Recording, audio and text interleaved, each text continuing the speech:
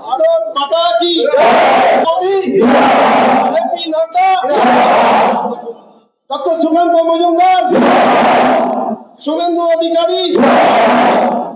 ভারত মাতা কি